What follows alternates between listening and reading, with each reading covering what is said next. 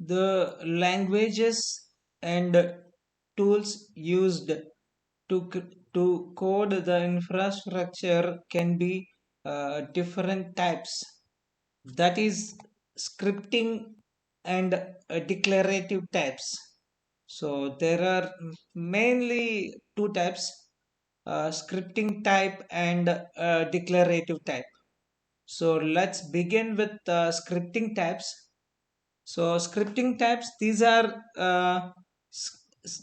scripts such as Bash, PowerShell, or any other languages that use the different clients provided by the cloud providers. For example, you can script the provisioning of an Azure infrastructure with Azure CLI or Azure PowerShell.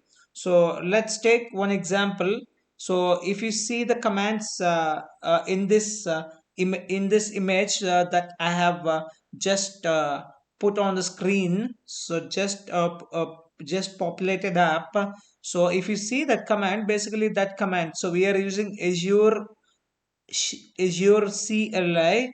In that Azure CLI, if you give the command AZ, that's Azure main command, and then group subcommand, create subcommand. Then if you give the arguments and options and arguments, it will provision an Azure infrastructure. This is what a third type. It's a cloud based SDK, software development kits. So the problem with these languages and tools is that they require a lot of lines of code, because we need to manage the different states of manipulated resources, and it is necessary to write all of the steps of the creation or update of the desired infrastructure.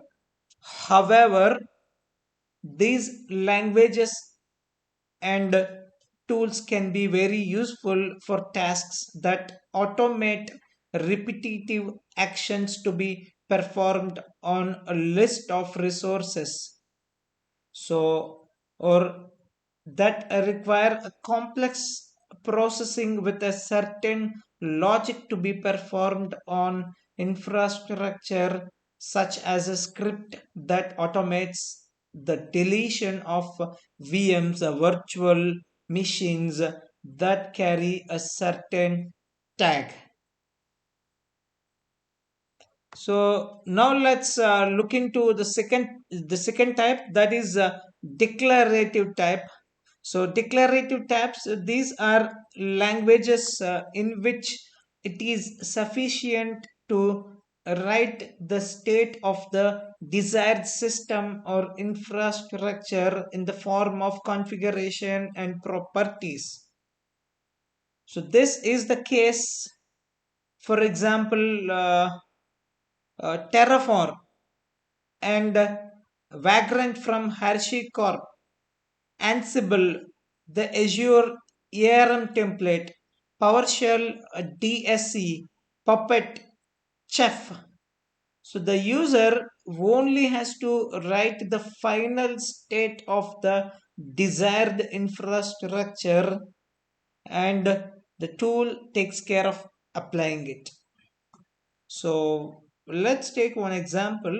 So the following is the Terraform code that allows you to define the desired configuration of Azure resource group. So you can see that's exactly on the screen in front of your eyes.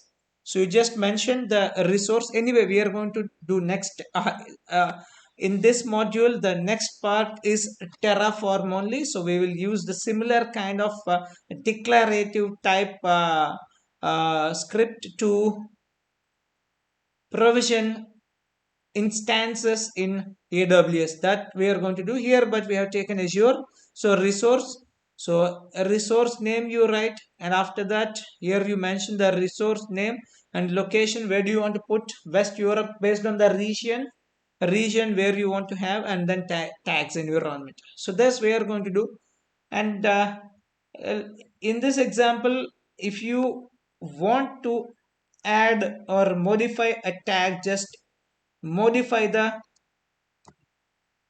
just modify the tag property in the preceding code, and Terraform will do the update itself. So next we will look into another example that allows you to install and restart Nginx on a server using Ansible. So obviously Ansible is the another example. Ansible is the third part of this module. So on that also we are going to work. So similar kind of example we are going to take. So here Ansible uses AML declarative type.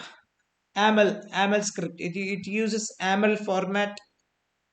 Our So in this case, the first three dots represent this is a AML file. It's not necessary to include. It's not compulsory, but still it makes much sense to identify as a YAML file. Then host solve tasks, install and check Nginx latest version, and then aptitude is the one. Apt is the repo we want to use, that package repo, and then name start Nginx service, name Nginx, and state started. So that's how we use IAC to provision and configure the instances and infrastructure.